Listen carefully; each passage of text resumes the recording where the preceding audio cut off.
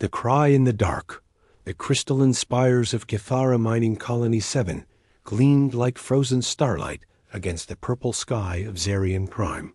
For 300 cycles, the Kithara had peacefully extracted rare minerals from this distant world, their gentle nature reflected in the artistic beauty of their structures.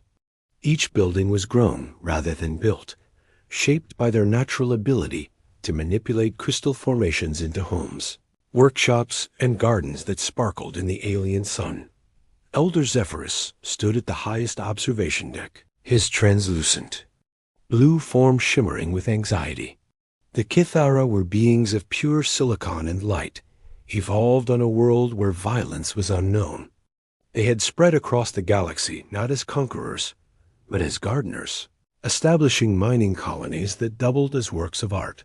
Their philosophy was simple: take only what you need, give back more than you take, and harm none. Today, that philosophy would be tested.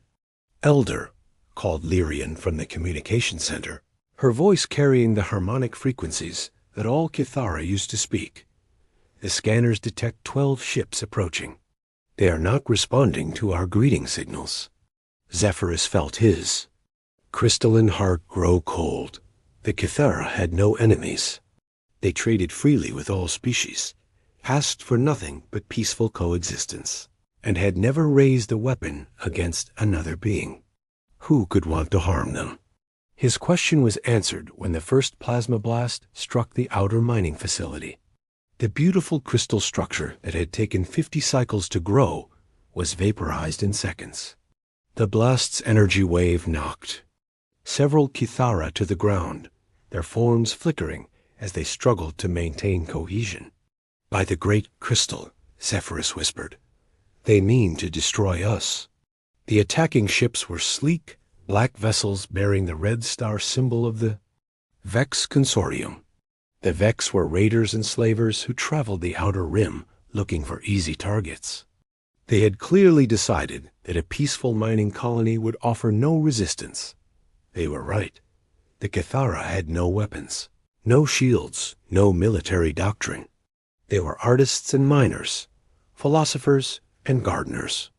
As the second wave of plasma, fire struck their homes, they could only huddle together and hope the attackers would realize there was nothing of value worth killing for. But the Vex Consortium didn't just want their minerals. They wanted the Kithara themselves. Crystalline beings who could manipulate matter at the molecular level would be valuable slaves in the right markets. All citizens to the deep shelters, Zephyrus commanded, his voice carrying across the colony. Through their crystalline communication network. Seal yourselves in and wait. Perhaps they will take what they want and leave. But as he watched the Vex ships begin landing operations, he knew they wouldn't be so fortunate. These weren't simple raiders. They were prepared for a full-scale occupation. Lyrian approached him, her young form trembling with fear. Elder, we have one chance. The long-range transmitter in the deep levels is still functional. We could send a distress signal. To whom? Zephyrus asked sadly. We have no allies, no military friends. The Council of Species would take cycles to respond, if they respond at all. Most would not risk their own people to save us. There is another possibility, Lyrian said hesitantly. 3 cycles ago, we detected new energy signatures from the Sol system. The monitoring stations reported that the species there has achieved faster-than-light travel. They call themselves humans. Zephyrus had heard whispers of this new species. Young, aggressive, from a high-gravity world. Most civilized species had marked them as potentially dangerous and recommended avoiding contact. They would not help us, he said. Why would a warrior species care about peaceful miners? Because, Lyrian said with desperate hope, the early reports suggest they have something most species lack. They appear to help others simply because it is right. With nothing left to lose, Zephyrus nodded. Send the signal. To all frequencies, in all languages. Tell them what we are and what is happening to us. Meanwhile, 57 light-years away. Petty Officer Marcus Torres was having the worst night shift of his career at Deep Space Monitoring Station Omega, located in the asteroid belt between Mars and Jupiter. The station was humanity's ear to the galaxy, listening for any signs of intelligent life. Marcus had been doing this job for 3 years and had heard nothing but cosmic background radiation and the occasional pulsar. He was beginning to think that humanity really was alone in the universe when his computer started screaming alerts. "What the hell?" he muttered, sitting up in his chair.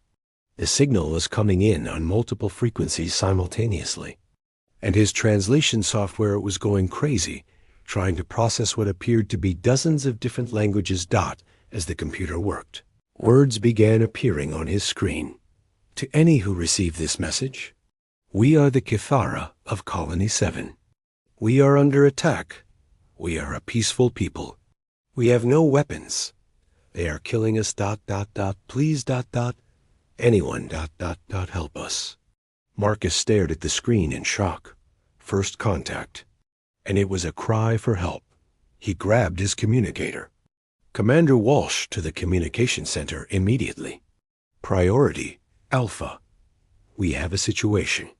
Commander Rebecca Walsh arrived within minutes, still putting on her uniform. She was a veteran of the Mars conflict, tough as nails and twice as smart. When she saw the alien distress signal, her expression hardened. "How far out are they?" she asked. 57 light-years, ma'am. Signal strength suggests they're using everything they have to broadcast this. Walsh studied the translated message. The aliens were clearly desperate. They kept repeating that they were peaceful, had no weapons, and were being slaughtered by someone called the Vex Consortium. "Get me Admiral Harrison," she ordered, "and prep a full intelligence package. If we're going to respond to this, the fleet needs to know everything." Admiral James Harrison was in his quarters aboard the TDF Olympus when the call came through. At 62, he was one of the architects of humanity's space fleet, having overseen the transition from system defense to deep space exploration. The message from Omega Station changed everything. "Alien contact," he said to his aide. "After all these years of wondering if we were alone. What are your orders, sir?" Harrison looked out at the stars. Humanity had spent the last 50 years building a military fleet because they assumed any aliens they met would be hostile. Now they had found aliens who were under attack by other aliens. Asterisk. "Get me Captain Chun. If we're going to make first contact, I want our best out there." Captain Sarah Chun was aboard the TDF Retribution when the summons came. At 38, she was the youngest ship captain in the fleet, but she had earned her position through skill and determination.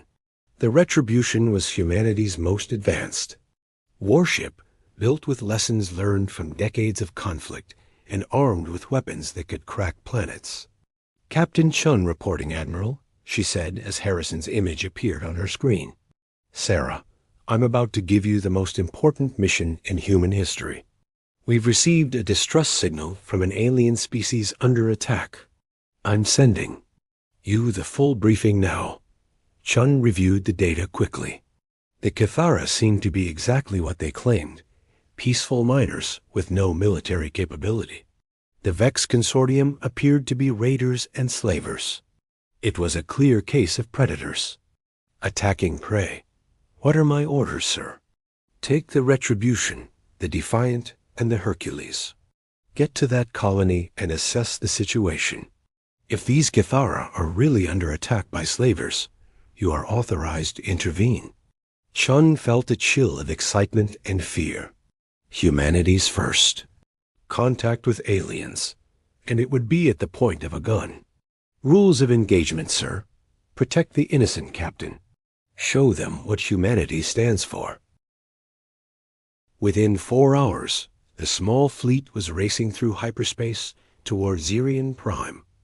Chun stood on the bridge of the Retribution, watching the stars streak past, knowing that everything was about to change. The Retribution was 1 kilometer long and bristling with weapons. Her crew of 300 were some of the best-trained military personnel in human space. They had prepared for first contact, but not like this. "Captain," called Lieutenant Commander Jack Morrison from the tactical station, "we're receiving updated transmissions from the alien colony. The attacks are intensifying." Chun listened. To the translated broadcasts, the Cathara were dying. Their beautiful crystal structures were being systematically destroyed. Worse, the Vex had begun capturing live Cathara for transport to slave markets. "How long until we arrive?" she asked. 18 hours at maximum burn," replied Navigator Emma Rodriguez. Chun clenched her fists. 18 hours while innocent people died. Back on Zarian Prime, Elder Zephyrus huddled in the deep shelters with the surviving colonists. Above them, they could hear the sounds of destruction as the Vex tore apart their world. More than half the colony was gone, and many of his people were dead or captured. "Elder," Lyrian whispered, "do you think anyone heard our message?" Before he could answer, a new voice came over their communication system. It was harsh, mechanical, speaking in the trade language most species understood. "Attention, crystal beings. This is Commander Vex of the Consortium. You will surrender yourselves for processing. Resistance will result in the complete destruction of your colony. You have 1 standard hour to comply." Zephyrus felt despair wash over him. They had sent their message into the void, hoping someone would care. But the galaxy was a cold place, and peaceful species rarely survived contact with predators. He was about to order his people to surrender when Lyrian gasped. "Elder, I'm detecting new ships dropping out of hyperspace. 3 vessels, unknown configuration. They're responding to our distress signal." On the bridge of the Retribution, Captain Chun stared at the tactical display. The Cathara colony was in ruins, its beautiful crystal structures reduced to rubble. Vex ships moved through the debris like vultures, loading captured aliens onto transport vessels. "My God," whispered Lieutenant Morrison. "They're really doing it. They're enslaving them." Chun's jaw tightened. She had seen the aftermath of pirate raids on human colonies. She knew what happened to captured civilians. These crystalline beings faced the same fate unless someone stopped it. "Signals, open a channel to the Vex ships. All frequencies. Channel open, Captain." Chun's voice carried across space with the authority of someone who had never backed down from a fight. "Vex Consortium vessels, this is Captain Sarah Chun of the Terran Defense Force. You are attacking peaceful civilians. Withdraw immediately or face the consequences." The reply came quickly, filled with arrogant laughter. "Unknown vessel, you are interfering with legitimate salvage operations. Withdraw or be destroyed." Chun smiled grimly. She had hoped for a peaceful resolution, but she hadn't expected one. "All ships, battle stations. Let's show these slavers what happens when they threaten the innocent." The Retribution's weapon systems came online with a hum that seemed to shake the universe. Humanity had arrived, and the galaxy would never be the same. Asterisk, the storm unleashed Commander Vex, stared at his tactical display in confusion. 3 unknown ships had appeared at the edge of the system, and their energy signatures were unlike anything in his database. The lead vessel was massive, bristling with weapon ports that glowed with barely contained power. "Analysis," he barked to his science officer. "Unknown, Commander." The ships appear to be military in design, but the technology is completely foreign. Energy output suggests significant firepower. Vex sneered. He commanded 12 ships of the Consortium fleet, each one a proven predator that had terrorized the Outer Rim for decades. Whatever these newcomers were, they were outnumbered 4 to 1. Signal the fleet. Destroy these interfering fools. Then we finish loading the crystal slaves. But as his ships moved to attack formation, something unprecedented happened. They Lead alien vessel began broadcasting on every frequency simultaneously, sending not just audio, but complex data streams containing mathematical proofs, star charts, and what appeared to be diplomatic protocols. "They're trying to establish formal first contact," his communications officer reported with amazement. "Commander, I think these are the humans." Vex felt a chill. The humans were a new species that had recently achieved faster-than-light travel. Intelligence reports suggested they were from a high-gravity world and potentially dangerous, but they were also supposedly confined to a small region of space far from Consortium territory. "What are they doing here?" He muttered. His question was answered when the human captain's voice came across all channels, speaking in perfect trade language with an accent that somehow managed to sound both diplomatic and threatening. "Commander Vex, I am Captain Sarah, Chun of the Terran Defense Force. We have analyzed your actions here and determined that you are engaged in the systematic murder and enslavement of peaceful civilians. Under the laws of civilized space and the moral imperatives of our species, we cannot allow this to continue." Vex laughed harshly. "Human vessel, you are outnumbered and outgunned. Withdraw now, and we will pretend this encounter never happened." There was a pause before Captain Chun responded, and when she did, her voice carried the cold certainty of someone who had made an irrevocable decision. "Commander Vex, you have 30 seconds to release your prisoners and withdraw from this system. This is your only warning." "Or what?" Vex snarled. "Or we will demonstrate why our species survived on a death world, while yours prey on the defenseless." Vex cut the transmission and turned to his tactical officer. "Fire on the lead vessel. Show these Death Worlders what happens when they threaten the Consortium." The first salvo of plasma fire lanced out from 6 Vex ships simultaneously, a coordinated attack that should have overwhelmed any single vessel's defenses. But as the energy beam struck the human ship, something impossible happened. They bounced off. "What?" Vex stared at his display in shock. "That's impossible. No shields can deflect plasma fire completely." "On the bridge of the Retribution, Captain." Chun watched the enemy fire dissipate harmlessly against their deflector screens. Humanity had learned hard lessons about defense during the Mars conflict, and every ship in the fleet was protected by overlapping shield systems that could withstand anything short of planetary bombardment. "Well," she said calmly, "they made their choice. All ships, weapons free. Show them how humans respond to slavers." What happened next would be talked about in alien military academies for centuries. The Retribution opened fire with her main particle beam array, weapons designed to crack asteroids and disable space stations. The beam struck the lead Vex ship amidships and punched completely through its hull, core, and out the other side. The vessel simply ceased to exist, vaporized so quickly that its crew never had time to scream. The Defiant and Hercules opened fire simultaneously, their railgun batteries sending tungsten slugs at significant fractions of light speed. The kinetic projectiles struck 2 more Vex ships and reduced them to expanding clouds of superheated plasma dot in less than 10 seconds. 3 ships of the Consortium fleet had been completely destroyed.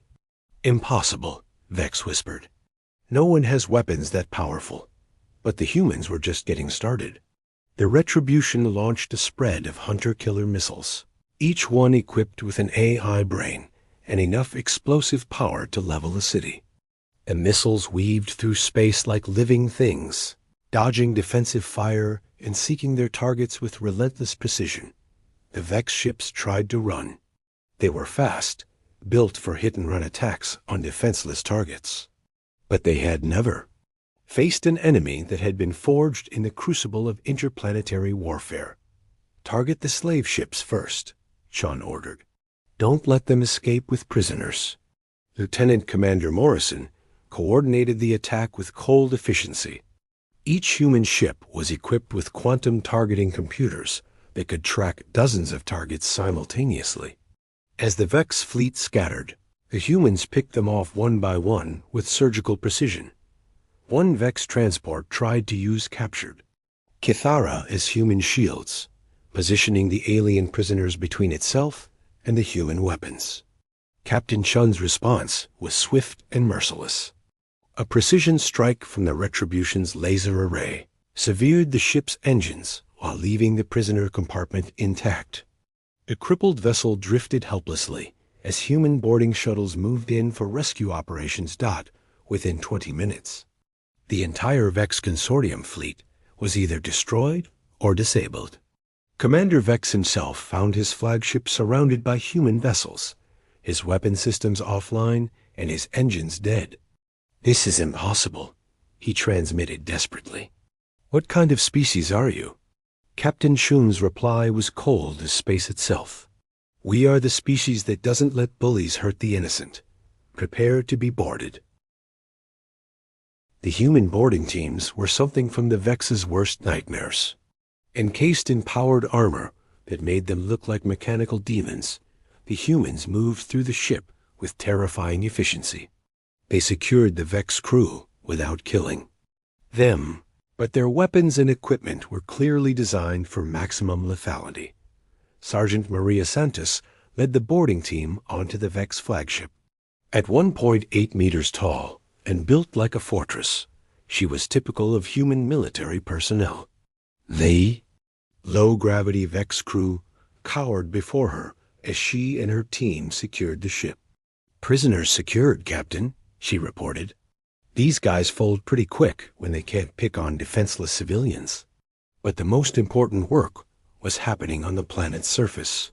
Human rescue teams had landed and were working frantically to save Kithara survivors trapped in the ruins of their colony. Dr. Alex Kim was the first human to make physical contact with an alien being. He found Elder Zephyrus in the deep shelters, the ancient Kithara barely maintaining cohesion after the trauma of the attack. "Please," Zephyrus whispered in the trade language, his crystalline form flickering with pain, "do not harm us. We have done nothing wrong." Dr. Kim knelt beside the alien elder, his voice gentle despite the intimidating bulk of his medical armor. "We're here to help you. We received your distress signal and came as fast as we could." Zephyrus stared at the human in amazement. The being before him was clearly built for war, encased in armor and carrying weapons that could level buildings. But his voice carried genuine compassion, and his hands were steady and careful as he administered first aid. You came because we asked for help?" "Of course," Kim replied, working to stabilize the alien's energy matrix. "That's what people do. When someone calls for help, you answer." Around them, other human rescue teams were pulling Kithara survivors from the rubble. Each team was equipped with advanced medical gear and translation software. They worked with the efficiency of a military unit, but the gentleness of hospital staff. Captain Chun beamed down to the surface to meet with Elder Zephyrus personally. The Kithara leader was still weak, but he insisted on greeting humanity's representative himself. "Captain Chun," he said, his harmonic voice carrying wonder and gratitude, "I do not understand. Why did your people come so far to help strangers?" Chun looked around at the ruins of the beautiful crystal colony, at her crew working to save alien lives, at the captured Vex ships being processed by human boarding teams. "Because it was the right thing to do," she said simply. "No one should have to face monsters alone." Zephyrus felt something he had never experienced before, the presence of a species that was more dangerous than any predator, yet chose to use that danger to protect the weak. "What kind of world creates people like you?" he asked. Chun smiled grimly, "A hard one.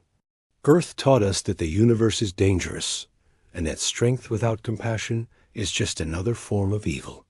We became strong so we could protect those who can't protect themselves." News of the human intervention spread across the galaxy at light speed. Within days, every spacefaring species knew that a new player had entered the cosmic stage. The humans had announced themselves not through conquest or diplomacy, but by destroying an entire slaver fleet to protect aliens they had never met. The reaction was mixed. Some species saw opportunity, hoping to ally themselves with these powerful newcomers. Others saw a threat, recognizing that humanity's moral compass might eventually point in their direction if they continued their own predatory practices. But for the Cathara, rebuilding their shattered colony with human assistance, the galaxy had suddenly become a much safer place. Elder Zephyrus watched human engineers working alongside his people to rebuild their homes, their massive frames moving with surprising delicacy as they handled the fragile crystal formations. "Lyrian," he said to his communications officer, "send a message to the Council of Species. Tell them that humanity has arrived and the age of unopposed predation is over." Captain Chun stood on the bridge of the Retribution as her fleet prepared to return to human space. The mission had been a complete success. The Vex Consortium had been shattered, the Cathara were safe, and humanity had made its first alien allies. She knew this was just the beginning. Word was already spreading that the humans were protectors of the innocent. Other distress calls would come. Other predators would need to be stopped. "Course laid in for Earth, Captain," reported Navigator Rodriguez. "Take us home," Chun ordered. "But keep the listening posts active. Something tells me we'll be hearing from our new neighbors again soon." As the human fleet disappeared into hyperspace, leaving behind a safe and grateful Cathara colony, the galaxy began to adjust to a new reality. Humanity had arrived, and they had made their position clear. They would stand with the innocent against the predators, no matter the cost. The age of human expansion had begun, and it would be built on a foundation of protection, justice, and the simple belief that when someone calls for help, you answer the call. Asterisk.